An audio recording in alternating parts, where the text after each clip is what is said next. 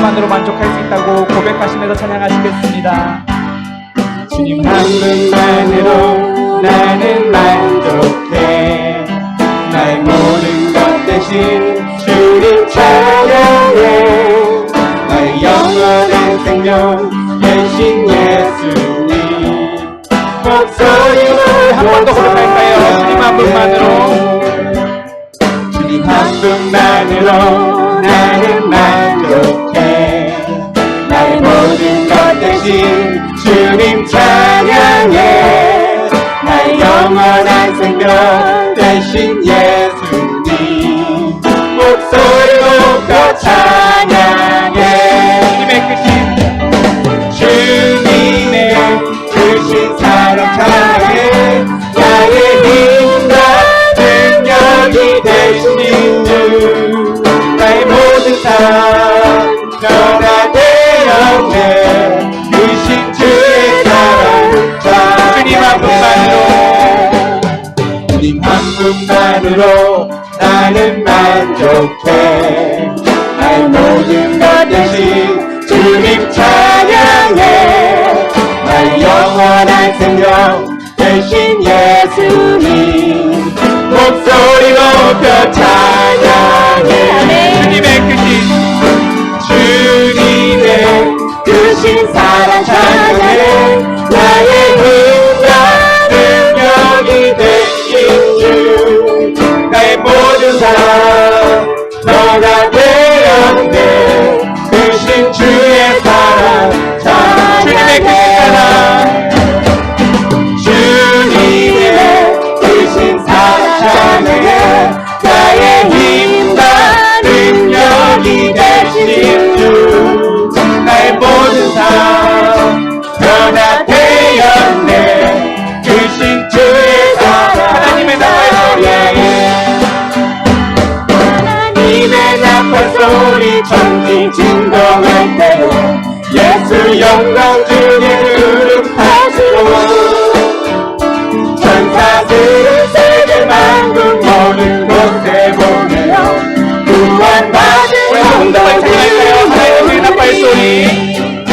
하나님의 나팔 소리 천지 진동할 때에 예수 영광 주의 흐름하시고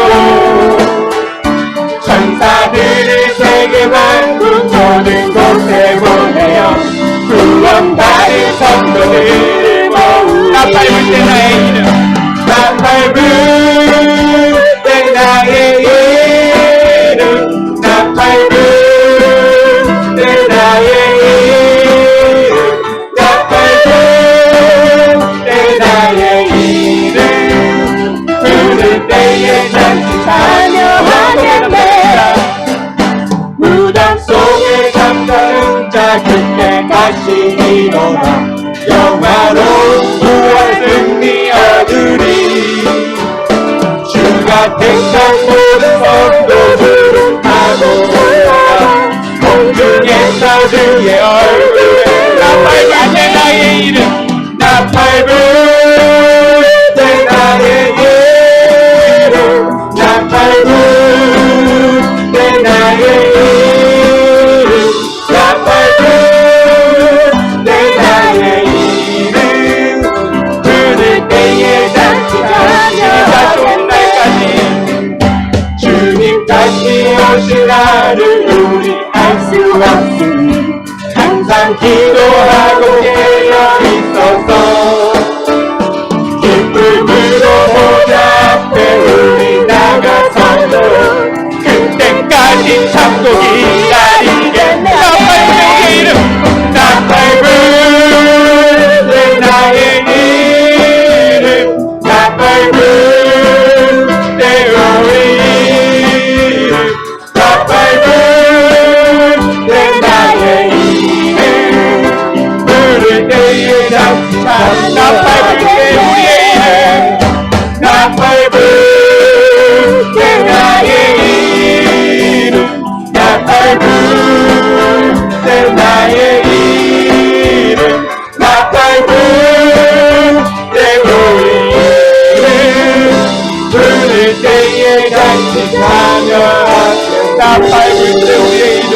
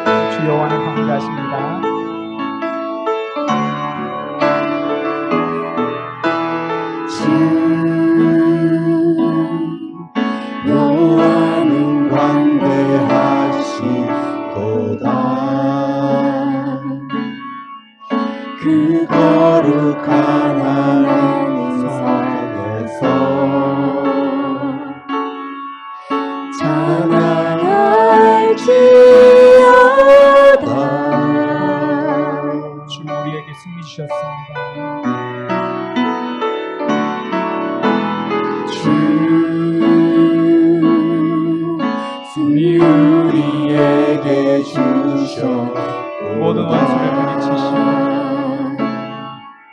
모든 원수 물리치셨네. 엎드려 절하세. 엎드려 절하세.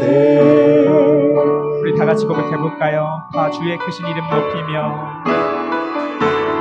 다 주의 크신 이름 높이며 우리에게 하신 위대한 일 감사하세. 오 주의 진실하신 사랑 온 땅과 하늘에 계셔 홀로 영원하신 이름 여호와를 강대하시도다.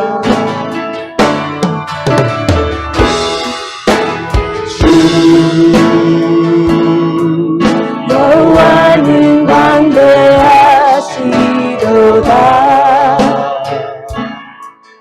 그 거룩한 하나님 성에서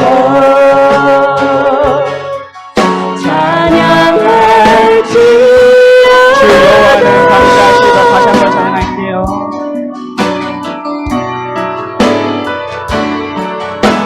주 여호와는 광대하시도다.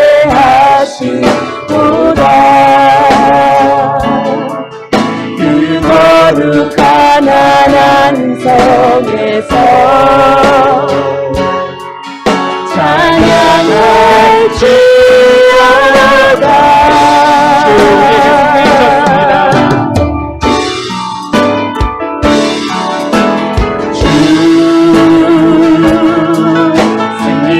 우리에게 주셨도다.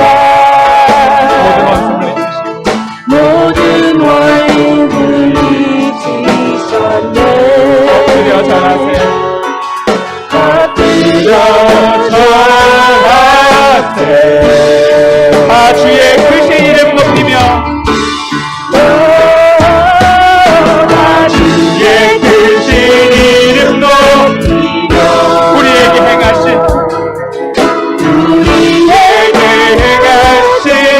위대한 일 감사하세. 온 주의 신실하신 그 사랑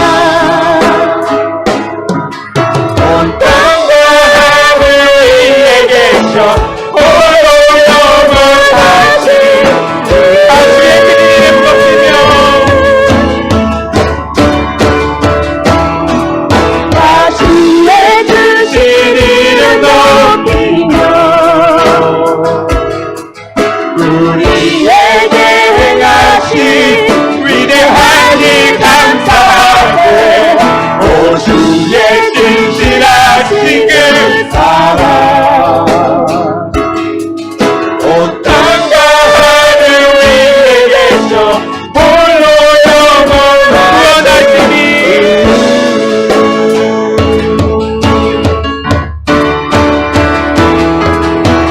그 원하심이 보좌에 앉으신 우리 하나님과 어린 양께 있도다.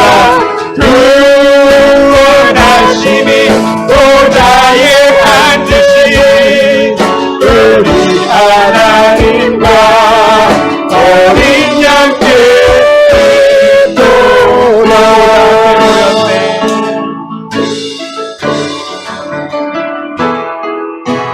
보좌 앞에 모였네.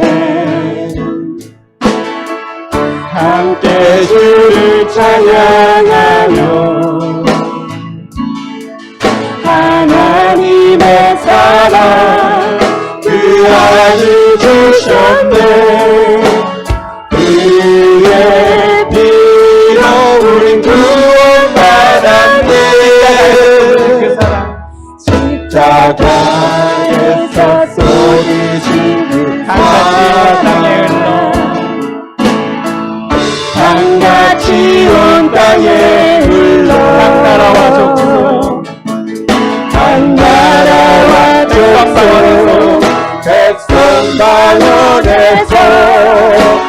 구원받고 주 열매를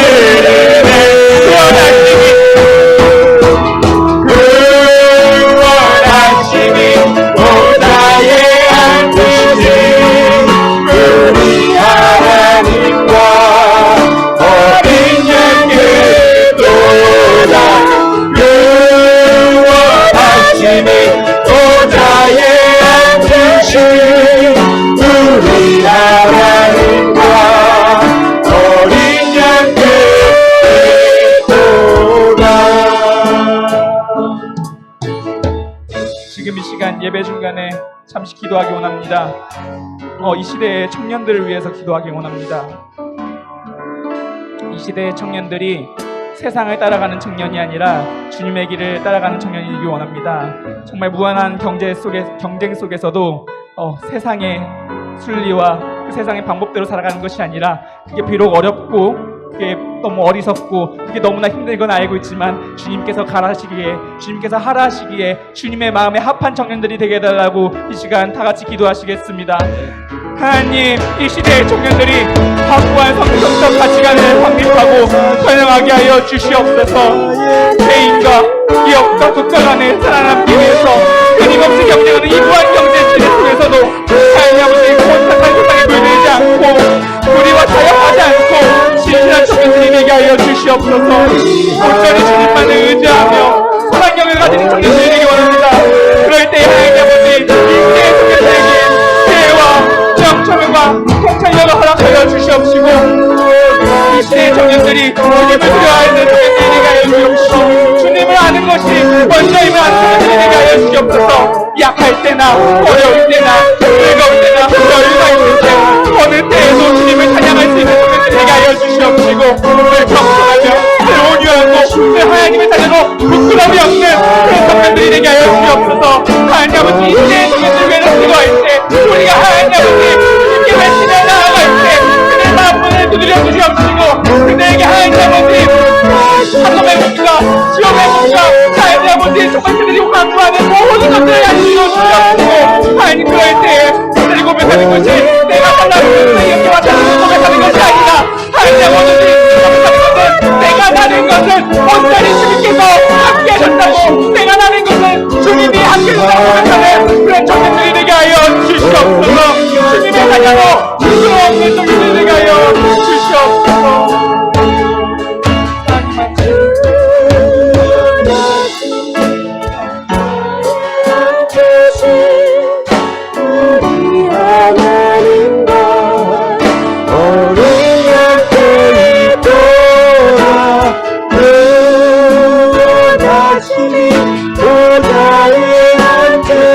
목소리 높여서 찬양해볼까요? 하나님과 어린 양께 있도다. 구원하시니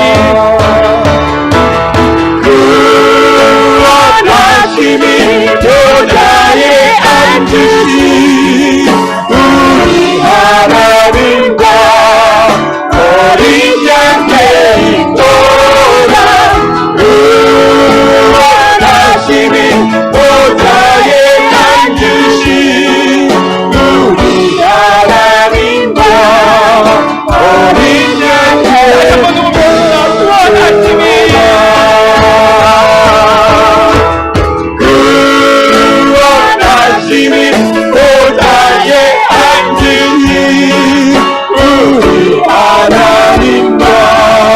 어린 양께 있도다. 구원하시니 보좌에 앉으신 우리 하나님과 어린 양께 있도다.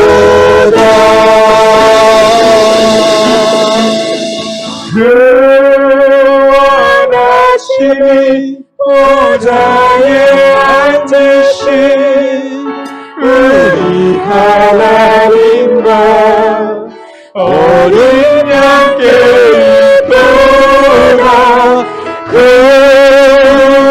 구원하시니 보좌에 앉으신 우리 하나님과 어린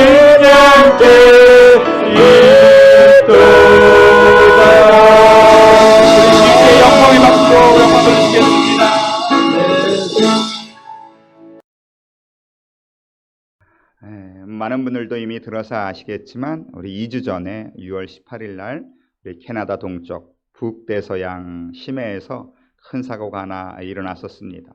그죠? 과거 1912년 침몰했던 타이타닉호 그 잔해를 구경하기 위해서 오션 게이트라고 하는 관광회사에서 운항하고 있던 심해 잠수정이 수압을 못 이겨서 수심 3,800m라고 하죠. 막 12,500피트 수심에서 그만 찌그러지면서 내폭이 일어나서 5명이 그 자리에서 즉사하는 그런 안타까운 일이 있었습니다.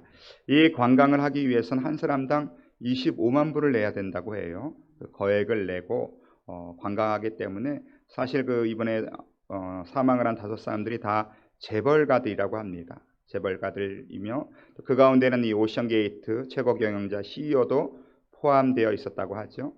근데 또 알려지기는 이 최고 경영자의 아내가 실제로 과거 타이타닉호의 침몰 희생자의 후손이라고 하더라고요. 그래서 더 안타까운 마음을 자아내고 있습니다. 말씀드렸지만 가끔 이런 보도를 보면서 수많은 재벌들이 위험한 도전을 하고 있어요. 심해를 이렇게 관광을 한다든지 아니면 높은 에베레스트 산 같은 산에 오른다든지 또 앞으로 열리게 될 우주여행에 가장 먼저 지원을 하면서 그들이 대기하고 있는 어느 화성인가요? 거기는 원웨이 티켓이래요. 가면 돌아올 수 없는 티켓임에도 불구하고 그것을 지원하는 재벌가들이 참 많이 있습니다. 왜 이렇게 재벌들이 이런 일에 앞장서서 다투어서 할까라고 생각해 봤더니 이 재벌가끼리의 클럽이 있대요. 극지정복 클럽이라고 하는 그 재벌가들이 모여서 하는 이 사람들은 일반 사람들이 할 수 없는 그죠? 아주 극지 깊은 바닷속이나 높은 산이나 먼 우주를 일반 사람들이 할 수 없는 것을 자신들이 탐험가라고 스스로 부르고 개척자라고 부르면서 자신들이 대신 개척을 하고 정복하고자 하는 그런 꿈이 있고 야망이 있다는 것이죠. 그런 꿈과 야망을 마치 사명으로 여기고 그들이 모여서 만드는 클럽이 있다고 합니다. 그래서 그런 클럽 회원들이 그렇게 극지의 위험한 일에 도전을 하고 있다는 것이죠. 사실 바다를 정복하거나 높은 산, 또 더 나아가서 우주를 정복하고 싶은 거기에 도전하고 싶은 꿈이야말로 꿈은 특별한 사람들만 있겠습니까? 일반인에게도 다 있겠죠. 그러나 우리는 경제적으로나 또 시간적으로 여러 가지 이유 때문에 그저 그냥 꿈만 꿀 수밖에 없는 상상 속에서나 할 수 있는 그러므로 실제적인 그런 극지 도전은 아주 특정한 몇 사람들에게 주어지는 그 특권인 것을 우리가 알 수가 있습니다. 그런데 성경을 보면 그런 깊은 바다를 정복하거나 높은 산을 정복하는 더 나아가서 우주를 정복하는 이런 정복에 대한 도전보다 더 위대하고 더 크고 더 훌륭한 우리 도전이 하나 있으죠. 비전이 있고 꿈이 있습니다. 그게 뭐냐 하면 복음으로 세상을 정복하는 겁니다.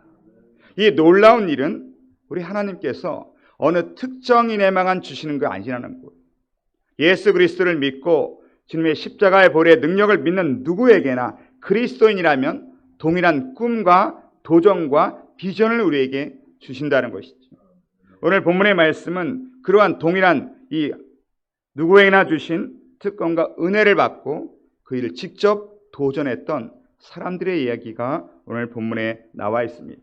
사도행전은 총 28장으로 되어 있는데 두 부분으로 나누면 1장부터 12장으로 나눌 수 있고 또 두 번째가 바로 오늘 본문이 시작하는 13장부터 마지막 장으로 이렇게 구분되어 질 수가 있습니다. 전반부는 이 베드로 사도를 중심으로 예루살렘 교회의 이야기라면 이 오늘부터 시작하는 13장의 이야기는 사도 바울을 중심으로 세계 선교의 사명, 주님의 지상명령을 이루어 나가는 안디옥 교회 이야기가 중심입니다. 그렇게 안디옥 교회가 어떻게 이 세계 선교의 사명을 감당해 나가는지 우리 지난 주일에도 말씀드렸지만 지난번에도 안디옥 교회는 이방 땅에 세워진 최초의 교회입니다.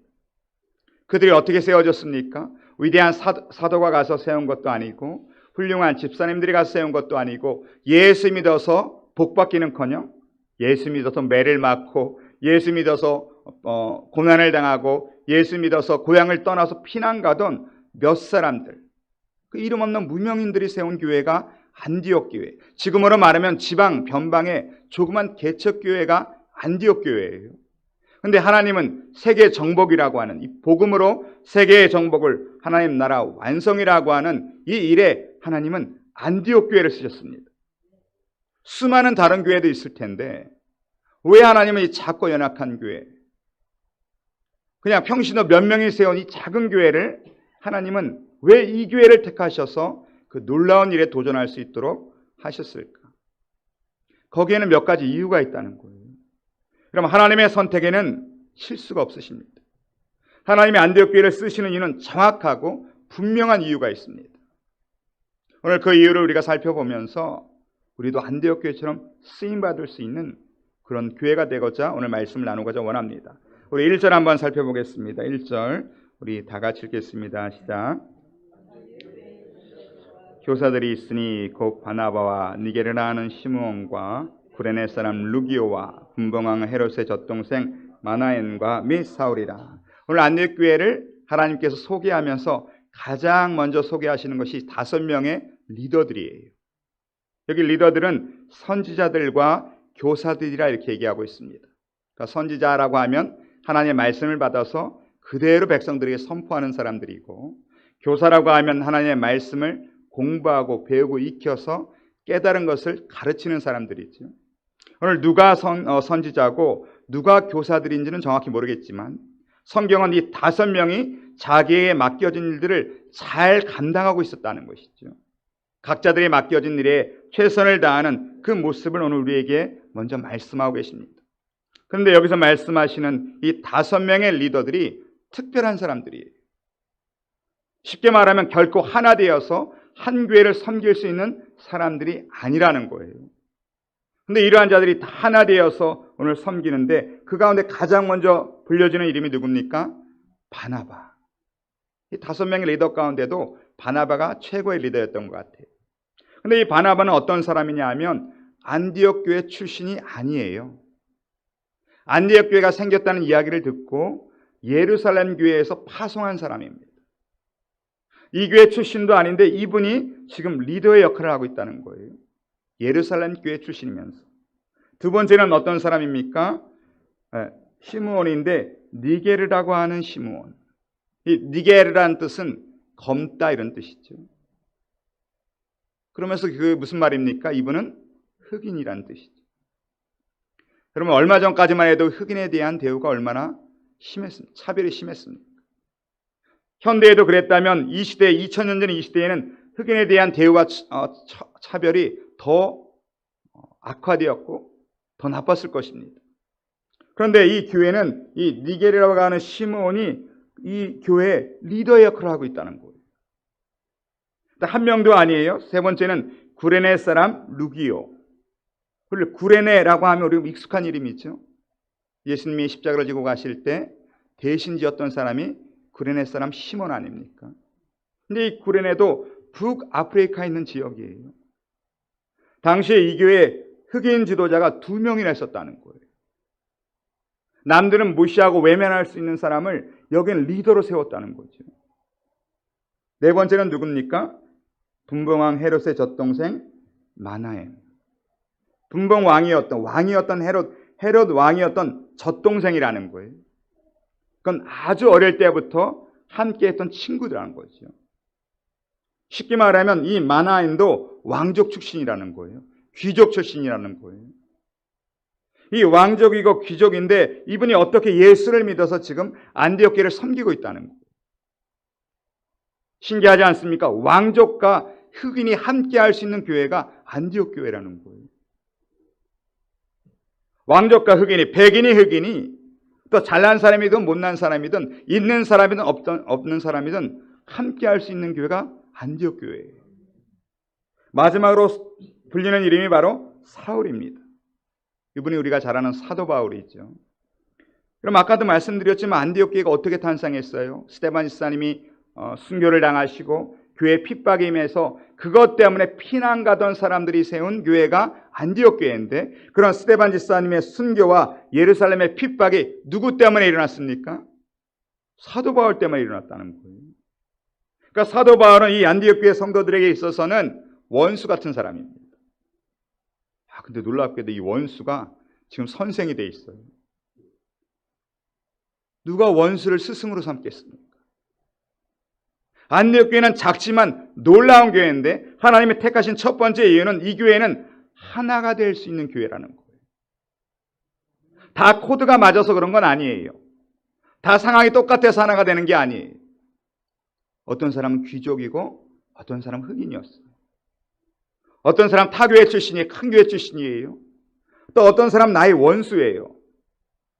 근데 이 모든 배경들이 이 교회 안에서 다 사라지고 오직 은혜로 하나 되었다는 것입니다. 하나님이 사용하시는 기회 첫 번째가 바로 이겁니다. 하나님은 하나됨을 가장 사랑하십니다. 왜 그러십니까? 하나님 자체가 삼위일체십니다. 삼위일체란 무슨 뜻이에요? 하나 되셨다는 뜻이에요. 하나님이 가장 사랑하는 교회가 하나 될 수 있는 교회. 어떠한 자들이 교회에 와도 그가 왕족 출신이든 심지어 무시를 받았던 흑인 출신이든 그러니까 대형 훌륭한 교회 예루살렘 출신이든 아니면 이 지방 출신이든 가진 자든 못난 자든 잘난 자든 이 교회 안에서 그 모든 배경이 사라지고 은혜 안에서 하나 될 수 있는 교회. 하나님은 이런 교회를 사랑하신다는 것입니다. 고린도전서 1장 10절에도 보면 사도 바울이 말씀하시기를 형제들아 내가 우리 주 예수 그리스도의 이름으로 너희를 권하노니 모두가 같은 말을 하고 너희 가운데 분쟁이 없이 같은 마음과 같은 뜻으로 온전히 합하라. 사도 바울이 교회에게 주시는 말씀이에요. 너희는 같은 말, 같은 마음, 같은 뜻이 돼야 된다는 거예요. 교회가 왜 싸우고 다툽니까? 교회는 틀린 말에서 싸우는 게 아니에요. 싸우는 양쪽 말을 들어보면 다 맞아요. 교회는 절대 틀린 말 하는 사람 하나도 없습니다. 다 맞는 말 합니다. 근데 문제는 뭐예요? 다른 말을 하기 때문에 싸우는 거예요. 교회는 같은 말을 해야 됩니다. 같은 마음을 품고 같은 뜻을 가지고 같은 열매, 오늘 본문의 말씀처럼 세계 선교 완성이라는 이 같은 열매를 보면서 함께 달려가야 된다는 거예요. 하나님 그런 교회를 오늘 쓰십니다. 훌륭하고 대단하고 위대한 교회를 쓰시는 것이 아니라 비록 작고 연약할지라도 하나 되기만 하면 그 가운데 하나님이 역사하셔서 우리를 사용하신다는 것이죠. 나는 우리 교회가 하나 되는 교회가 될 줄로 믿습니다. 하나님 은혜 안에서 하나가 될 수 있도록. 두 번째는 안디옥 교회는 어떤 교회였나? 우리 2절도 한번 읽어보겠습니다. 다 같이 시작. 주를 섬겨 금식할 때에 성령이 이르시기를 내가 불러 시키는 일을 위하여 바나바 사울을 따로 세우라 하시니. 두 번째 안디옥 교회의 특징은요, 기도하는 교회라는 것입니다. 10,000명의 기도하지 않는 성도가 있는 것보다요, 1명이라도 기도하는 성도가 있는 교회가 강한 것입니다. 주를 섬겨 그가 금식하고 있었다는 것. 여러분 언제 금식 기도하십니까? 우리 보통 언제 금식 기도하죠? 뭐 기도도 잘 안 하지만 금식 기도는 더 잘 안 하죠, 그렇죠? 금식 정도 할 정도면 우리는 거의 어떤 문제나 어려움을 당해서 도저히 다 해봐도 안 되니까 아유 이제 하나님한테 목숨 걸고 날려보자 그때 하지 않습니까? 우리 문제를 해결하기 위해서 금식 기도합니다. 내 상황, 어려운 상황을 모면하기 위해서 금식 기도합니다. 그런데 이 안디옥 교회는 어느 때 금식을 했습니까? 주를 섬겨 금식할 때예요. 이게 무슨 말이냐 하면 하나님은 우리가 어떻게 하면 주의를 할 수 있습니까? 하나님 우리에게는 작고 연약합니다. 그러나 우리가 무엇을 해야 하나님 기뻐하십니까? 이것 때문에 금식을 했다는 거예요. 하나님이 얼마나 놀라시겠습니까? 야, 딴 교회들은 금식하면, 딴 성도들은 금식하면 이것 좀 해결해 주세요라고 금식할 텐데 이 교회 성도들은 하나님 내가 무엇을 해야 하나님을 섬길 수 있습니까? 내가 어떻게 하면 하나님의 마음에 합한 성도가 되겠습니까? 이것 때문에 금식을 했다는 거예요. 이런 금식을 드릴 때 하나님께서 놀랍게 기뻐하시면서 성령을 통하여 오늘 음성을 주셨다는 것입니다. 바울과 바나바를 따로 세우라. 여러분 하나님 기뻐하시는 금식을 하면 응답이 임합니다. 하나님 우리가 어떻게 하면 하나님을 기쁘시게 할 수 있을까요? 하나님 우리 교회가 어떻게 하면 하나님 마음에 합한 교회가 될 수 있을까요? 그래서 힘을 합쳐서 금식했더니 하나님이 말씀하셨어요. 바울과 바나바를 따로 세우라. 이건 구별하라 이런 뜻입니다. 거룩하게 하라 이런 뜻입니다. 왜 구별하고 거룩하게 합니까? 내가 시키는 일이 있다는 거예요. 그게 사명입니다. 하나님이 구별하실 때는 사명을 주기 위해서 구별하시는 거예요. 우리는 다 하나님 앞에 거룩한 백성들입니다. 세상에서 하나님 우리를 구별하여 따로 세우신 거예요. 왜 그렇습니까? 우리에게 맡겨주실 하나님의 사명이 있습니다. 그게 뭐냐 하면 선교라는 것입니다. 이 세상을 하나님의 복음으로 채우는 것입니다. 당시 안디옥 교회는 선교가 뭔지도 몰라요. 교회가 지금 막 개척했는데 선교가 들어본 적도 없고 배운 적도 없고 아는 것도 없는데 하나님 이 사명을 그 교회에 맡기셨다는 것입니다. 왜냐하면 기도하는 교회이기 때문에. 기도하는 교회이기 때문에 하나님 택하신 거예요. 기도하지 않으면 사람이 일하지만 기도하면 하나님이 일하시기 때문에 그렇습니다. 또 한 가지 3절 한번 보겠습니다. 3절 다 같이 시작. 이에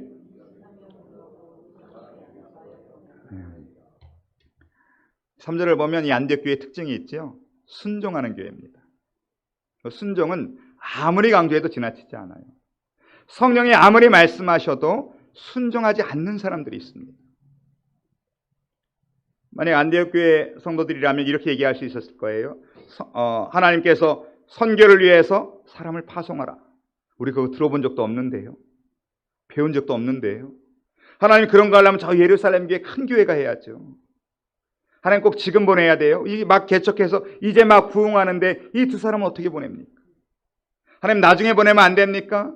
이걸 누가 후원합니까? 여러 가지 질문이 있었을 거예요. 놀랍게도 3절에 보면 하나님의 말씀이 떨어지니까 이에 즉시 그들이 금식기도하고 두 사람에게 안수하여 보내니라. 그럼 하나님의 음성이 떨어지면 순종하셔야 돼요. 그래서 그 순종은 때론 나에게 이해가 되지 않을 수도 있고 나에게 유익하지 않을 수도 있어요. 그러나 하나님의 음성이면 순종하는 자를 하나님께서 기뻐하십니다. 그 사람들은 100% 순종했습니다. 근식하며 기도하고 보냈습니다. 그랬더니 4절에 보면 두 사람이 성령님의 보내심을 받아 실루기아에 내려가서 거기서 배를 타고 그부로에 가서 이렇게 되어 있죠. 성령님이 인도하세요. 이제 보내셨어요. 어디로 보내셨냐 하면 그부로에 보내셨어요. 그부로는 오늘 이 선교를 떠나는 바나바의 고향입니다. 처음으로 하나님께서 어디로 보내시는가? 네 고향으로 가라는 거예요. 우리 선교하면 우리를 어디 생각합니까? 막 극지, 오지, 아마존 이런 데 생각하지만 의외로 하나님은 성령님은 이 두 사람을 그들의 고향인 그부로 먼저 가라는 거예요. 그러면 선교 너무 어렵게 생각하지 말라는 거예요. 가까운 데서부터 하라는 거예요. 내 이웃에서부터 하고 내 가족부터 하고 내 친척부터 하고 그게 선교의 시작이에요. 너무 멀리만 가려고 그러지 마세요. 오늘 하나님께서 그들을 고향으로 보내시면서 또한 5절에 보면 살라미에 이르러 하나님의 말씀을 유대인의 여러 회당에서 전할 때 요한을 수행원으로 두었더라. 이 요한이 마가 요한이죠. 하나님은 순종하면 사람도 붙여주신다는 거예요. 할 사람이 어디 있어요? 그게 아니라 순종하면 사람을 붙여주세요. 순종하면 사람을 보내주세요. 순종하면 사람을 함께 할 수 있는 믿음의 사람, 능력의 사람, 일꾼들을 보내주신다는 거예요. 오늘 요한도 붙여주셨어요. 6절에 가면 온 섬 가운데로 지나서 바보에 이르러 바이에스라 하는 유대인 거짓 선지자인 마술사를 만나니 7절에 그가 총독 서기오 바울과 함께 있으니 서기오 바울은 지혜 있는 사람이라 바나바와 사울을 불러 하나님의 말씀을 듣고자 하더라. 서기오 바울이라고 하는 총독이 있었습니다. 총독은 로마에서 파견된 그 지역을 다스리는 왕과 같은 사람들이죠. 근데 이 놀라운데 이 사람 옆에 오늘 바예수라 하는 선지자가 있었다는 거예요. 근데 하나님은 그를 거짓 선지자라고 얘기합니다. 왜 그렇습니까? 그가 서기오 바울과 함께 있으니. 왜 총독과 함께 있었을까요? 총독을 통해서 그가 얻는 게 있다는 거예요. 그럼 선지자는 하나님과 함께 있어야 됩니다. 오늘 이 바예수, 이름의 뜻은 예수의 아들 이런 뜻이죠. 바예수니까. 이름은 바예수인데 이름은 예수의 아들인데 사람과 함께하는, 사람을 통해서 그저 얻고자 하는 이 세상 것에 매여 있는 사람이 바예수 선지자입니다. 하나님은 그는 거짓이라는 거예요. 하나님의 선지자는 어떤 사람들입니까? 하나님과 함께 있는 사람들, 하늘의 것을 구하는 사람들이라는 거예요. 너무나 안타까운 것은 이 시대에 수많은 성도와 또 수많은 일꾼들이요, 이름은 바 예수인데 하나님의 자녀고 그리스도의 자녀지만 정말 원하는 것은 하늘의 것이 아니라 세상 것을 원할 때가 너무 많다는 거예요. 그는 거짓 성도가 되고 거짓 일꾼이 되는 거예요. 하나님과 함께 있을 때 참 일꾼이 되고 참 성도가 된다는 것이죠. 오늘 9절에 보면 놀라운 말씀이 있습니다. 우리 한번 읽어볼까요? 9절 다 같이 시작. 바울이라고 하는 사울이 성령이 충만하여 그를 주목하고. 바울이란 이름이 최초로 이제 나오기 시작합니다. 바울이라고 하는 사울, 이게 두 개 같은 사람이에요. 사울은 히브리식 이름이 있죠. 유대인 이름입니다. 이 바울은 로마인 이름입니다. 로마식 이름이에요. 어떤 사람들은 이 사울이 다메섹 도상에서 예수님을 만나고 이제 바뀌어서 사울이 바울이 되었다 이렇게 얘기하시는 분도 있어요. 은혜스러운 얘기지만 사실은 그건 아닙니다. 바울은 태어날 때 로마 시민으로 태어났단 말이에요. 시민권을 가지고 태어날 때 바울이라고 하는 로마식 이름도 같이 갖고 태어나는 겁니다. 그러니까 원래부터 두 가지의 이름이 있는 거예요. 로마인 바울의 이름과 유대인 사울의 이름이 있는데 그동안은 예루살렘을 중심으로 유대인에게 복음을 전할 때는 유대인의 이름 사울만 쓰는 거예요. 그런데 오늘 드디어 세계 선교를 시작하는 이방인에게 복음을 전할 때 자신이 갖고 있던 로마의 이름으로 바꿔 쓰기 시작하는 겁니다. 왜 그렇습니까? 그것이 훨씬 더 그들에게 복음을 전하기에 유리하기 때문에 그렇습니다. 사도 바울은 로마 시민권을 갖고 태어난 사람입니다. 그것만이 아니라 수많은 아주 세상적으로 학식이나 실력이나 배경이 훌륭했던 사람이에요. 세상에 많은 것들을 가졌던 사람입니다. 근데 그가 그것들을 가리켜 뭐라고 얘기합니까? 빌립보서 3장 8절에 보면 또한 모든 것을 해로 여김은 내 주 그리스도 예수를 아는 지식이 가장 고상하기 때문이라. 내가 그를 위하여 모든 것을 잃어버리고 배설물로 여김은 그리스도를 얻고. 이 말을 잘 이해하셔야 돼요. 사도 바울은 세상에 그 대단한 거, 돈과 명예의 권력을 뭐처럼 여겼다고요? 배설물로 여겼다는 겁니다. 이건 그것들이 다 배설물이라는 얘기가 아니에요. 예수 그리스도에 비하면 그 가치가 그만큼 적다는 얘기예요. 예수 그리스도의 가치가 너무나 크기 때문에 세상 것들의 가치는 상대적으로 너무나 작다는 얘기입니다. 사도 바울이 자기가 갖고 있던 그 돈과 명예와 모든 그런 특권들을 배설물로 여겼지만 중요한 것은 그걸 다 버렸나요? 아니요. 다 버리지 않았다는 거예요. 그가 로마 시민권을 다 버리고 이것도 헛되라고 하지 아니하고 그걸 배설물로 여겼지만 사역에 잘 써먹었다는 거예요. 그게 중요한 거예요, 여러분. 그럼 돈, 명예, 권력이 나쁜 겁니까? 좋은 겁니까? 좋은 것도 나쁜 것도 아니에요. 어떤 사람에게 좋은 것이고 어떤 사람에게 나쁜 것입니다. 예수 그리스도의 가치를 모르는 사람들, 예수의 가치를 모르고 세상의 가치를 아는 사람들, 세상의 가치만 매이는 사람들에게는 돈과 명예와 권력은 위험하고 나쁜 것입니다. 그러나 우리가 그리스도의 가치를 알고 세상 것은 얼마든지 배설물을 여길 수 있는 그런 가치를 깨달은 사람들에게는 돈과 권력과 명예는 귀한 것입니다. 왜? 하나님 나라를 위해서 마음껏 사용할 수가 있습니다. 우리 신앙에서 가장 중요한 건 그리스도의 가치를 알아야 돼요. 예수 그리스도의 가치를 모르기 때문에 우리는 때로는 세상 것에 매여서 그거에 끌려다니는 사람들이 너무 많아요.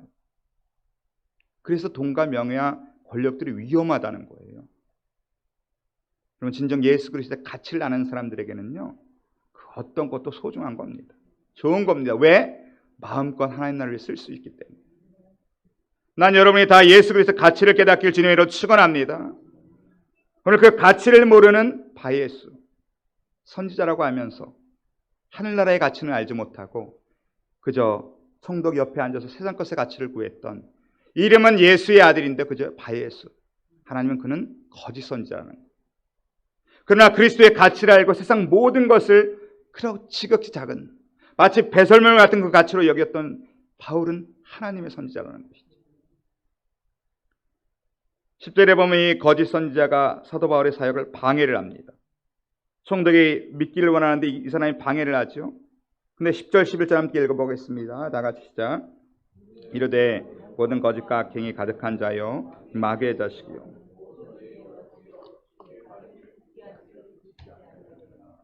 보라 이제 주의 손이 내 위에 있으니 내가 맹인이 되어 얼마 동안 해를 보지 못하리라 하니 즉시 안개의 어둠이 그를 덮어 인도할 사람을 두르고 하는지라. 바에스라는 거짓 선지자가 방해할 때 사도 바울이 능력 안에서 이런 걸 행하죠. 너가 얼마 동안 빛을 보지 못하리라. 맹인이 되리라. 어디서 많이 기억나는 장면 아닙니까? 자신이 다메섹 도상에 갔을 때 예수를 모르고 그리스도를 핍박하러 갔을 때 당했던 일이 바로 이 일 아닙니까? 눈이 멀고 헤매이던 이에 바에스를 덮어 인도할 사람을 그가 두르고 하는지라. 사도 바울은 이 일을 하나님의 능력 안에서 명했다는 거예요. 저는 이걸 보면서 혹시 사도 바울도 바에스를 불쌍히 여기지 않았습니까? 너도 나처럼 한번 똑같은 일을 당하고 예수에 대한 가치를 바로 깨달으라고 하는 사도 바울의 불쌍한 마음이 여기 또 불쌍히 여기는 마음이 있지 않았을까? 그 뒤에 이 바에스가 어떻게 됐는지는 나와 있지는 않아요. 아마 그도 사도 바울처럼 변화될 수도 있었을 거예요. 그런데 중요한 것은 12절 읽겠습니다. 우리 12절 다 같이 시작. 이에 총독이 이렇게 된 것을 보고 믿으며 주의 가르치심을 놀랍게 여기니라. 이 큰 기적을 보고 결과가 무엇이었냐면 총독이 그 기적을 보고 믿었다는 것입니다. 누굴 믿었어요? 예수 그리스도를 믿은 거죠. 복음을 믿은 겁니다. 기적의 결과는 믿음이 있어야 돼요. 이 믿었다는 얘기는 대단한 얘기예요. 총독이 예수를 믿었다는 얘기는 모든 걸 다 버렸다는 얘기입니다. 총독, 로마 황제가 보낸 총독이 로마 황제를 믿지 않고 예수를 믿었다는 것은 모든 건 다 버릴 각오를 했다는 거예요. 신앙은 바로 이거라는 거죠. 그냥 예수의 가치를 알기 때문에. 기적 자체는 우리에게 결코 믿음을 주지 못합니다. 우리 생에 아무리 기적이 일어나도요, 믿음 안 생겨요. 출애굽 1세대 보십시오. 그 기적에 하루하루가 기적 아닙니까? 그러나 끝까지 반역하고 믿지 않아서 멸망당했습니다. 우리의 생에 돌아보십시오. 수많은 기적이 있었습니다. 지금까지. 수많은 기적과 기적의 연속입니다. 날마다 기적이고요. 십자가의 기적 얘기하면 다른 기적은 이 기적도 아니죠. 근데 중요한 건 무엇입니까? 그 자체는 우리에게 믿음을 주지 못한다는 거예요. 기적은 우리에게 하나님 살아계시다는 걸 보여주는 거예요. 그러면 우리의 결단이 필요합니다. 그 기적을 보았다면 오늘 총독처럼 믿어야 된다는 거예요. 예수 그리스도의 모든 걸 걸라는 얘기입니다. 그 기적을 보고도 계속 로마 황제의 총독으로 살아간다면 기적을 보고 멸망하는 것과 똑같습니다. 여러분 우리 인생을 돌아보십시오. 여기 앉아있기까지요. 돌아보면 사실 수많은 기적들이 있었습니다. 그 기적이 아니었으면 우리 여기까지 올 수 없었을 거예요. 그 기적을 베풀어 주신 이유가 뭡니까? 이제 나를 믿으라는 겁니다. 결단하라는 것입니다. 총독은 그저 한 사람이 눈먼 것만 보고도 그 인생을 예수께 걸었습니다. 이 큰 기적 앞에서 정말 우리는 바예수가 되지 말고요. 바울이 되길 주님으로 축원합니다. 이름만 예수의 아들이 아닌 정말 내 인생의 모든 것을 예수께 걸 수 있는 바울과 같은 또 이 총독과 같은 사람이 되어야 될 줄로 믿습니다. 하나님의 말씀을 마치겠습니다. 하나님 모든 그리스도인들에게 세계 복음화라고 하는 이 엄청난 꿈을 주셨습니다. 이 꿈은 특정인만 주신 것이 아니라는 거예요.